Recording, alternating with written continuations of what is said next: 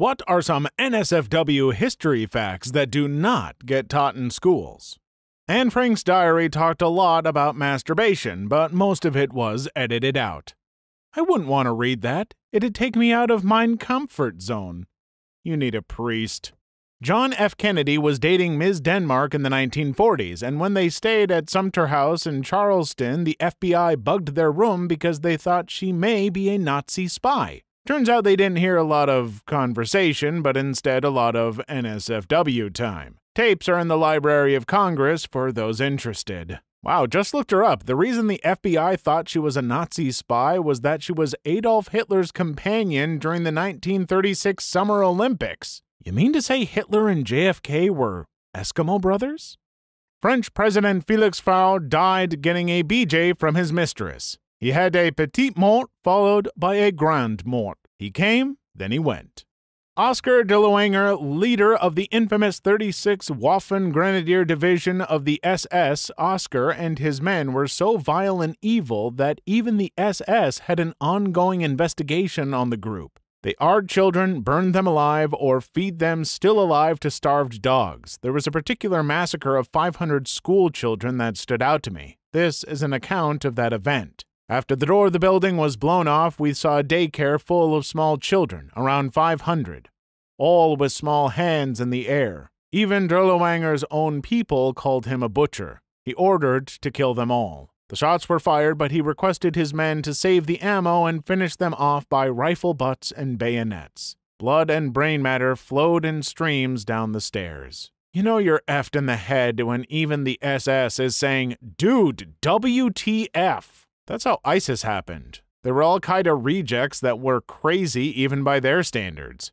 Edit. Plenty of people are telling me I'm wrong but failed to read my other responses. Obviously, I was oversimplifying it at first.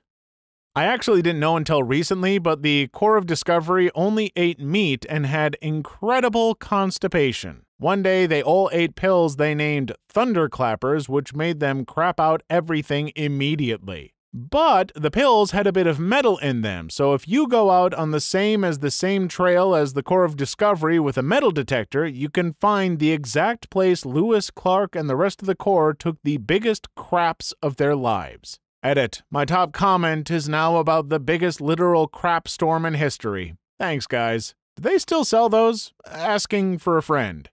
Just get yourself some sugar-free gummy bears. Thomas Granger was the first juvenile to be executed in what would become the USA. He was convicted of buggery with a mare, a cow, 2 goats, several sheep, 2 calves, and a turkey, and hung in September 1642. Edit. Thank you everyone for educating me about the difference between hung and hanged. I'll never get the image of horse peen out of my head now. Edit the second. Gilded for talking about animal buggery. What a world we live in. Buggery. A in-course. You're welcome. I did the legwork for you. Is this not a commonly used word in the US? In the UK, I feel like a lot of people know what this means. Though here, bugger is a common expression of dismay akin to shouting, "crap," when you drop something, etc. On a completely unrelated note about buggery, I once had a Japanese girlfriend who came round for dinner with my family. My mom asked, "Is Japanese a safe country to live in?" To which my ex replied, "Yeah, it's pretty safe, except for buggery." She had meant to say burglary. My parents were struggling to keep a straight face, and then everyone lost it when my mom turns around and says, "Oh, it's still illegal there, is it?" In addition to all the other hijinks Columbus got up to, in later years he ran an slave business from the New World. He remarked in a letter to a friend that 9-year-old girls were a particularly hot item with the nobility of Europe. Another reason that guy was an effing a-hole. He even gave girls out to his officers as rewards. Here is what one wrote about. While I was in the boat, I captured a very beautiful Carib woman who said the Lord Admiral, Columbus, gave to me, and with whom have taken her into my cabin. She being naked, according to their custom, I conceived desire to take pleasure. I wanted to put my desire into execution, but she did not want it, and treated me with her fingernail in such a manner that I wished I had never begun. But seeing that, to tell you the end of it all, I took a rope and thrashed her well, for which she raised such unheard-of screams that you would not have believed your ears. Finally, we came to an agreement in such manner that I can tell you that she seemed to have been brought up in a school of W's. And Columbus wrote in 1500, 100 castellanos are as easily obtained for a woman as for a farm, and it is very general, and there are plenty of dealers who go about looking for girls. Those from 9 to 10 are now in demand. And remember that he was not even tasked with enslaving the locals, but to befriend them. The Welsh would often go to England to steal sheep. This was punishable by death. So when they were caught, they would say that they went there to F the sheep, which was not punishable by death. And now, after 20 goddamn years on this planet, I finally find out why the Welsh are sheep shaggers. They just say they were stealing them now to try to diminish the bad reputation.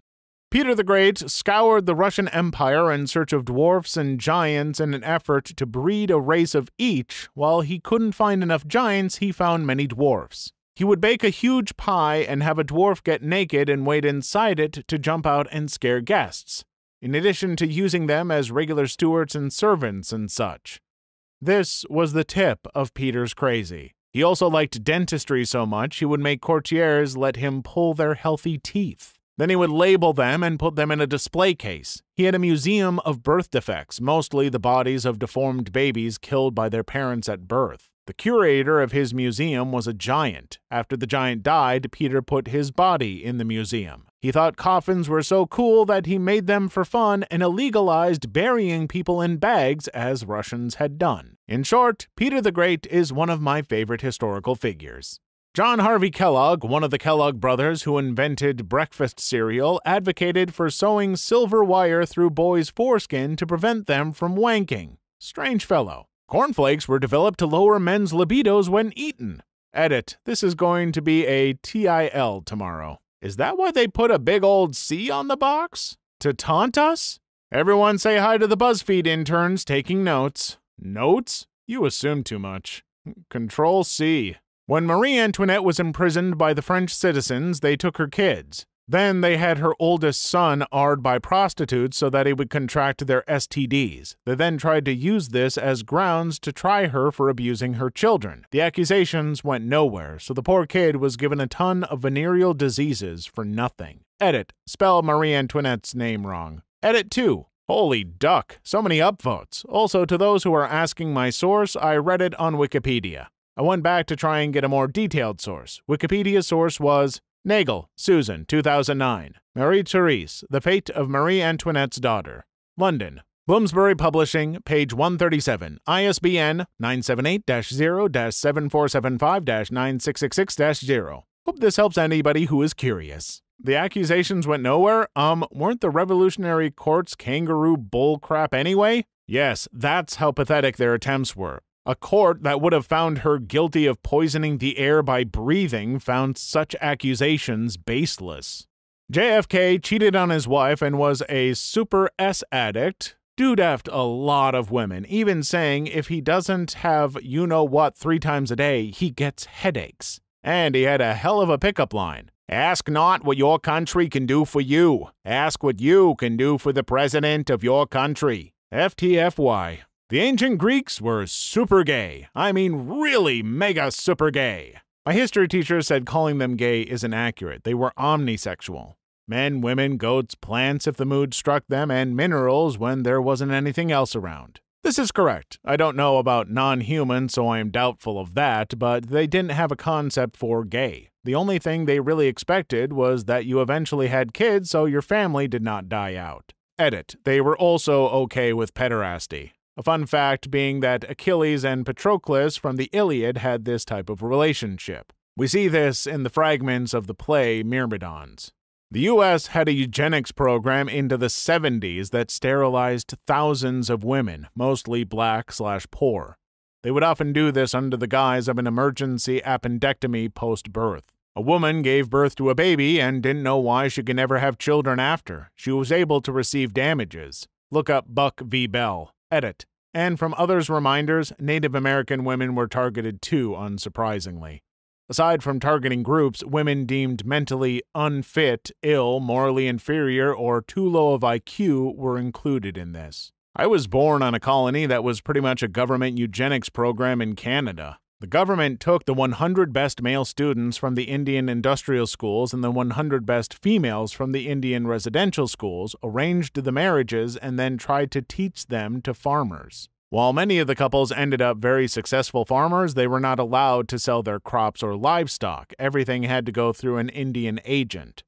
The vast majority of the time, a lot of the crops rotted in storage as the Indian agent at the time, his name was Graham, didn't really care that the program was successful, only that the Indians were contained. If you're wondering, it was called the File Hills Indian Farming Colony Experiment. I actually have pictures from that time period somewhere, during a sports day of some sorts with a large banner reading, "The Queen Mother loves her red children." FYI, my great-grandparents were numbers F100 and M100, the 100th arranged marriage.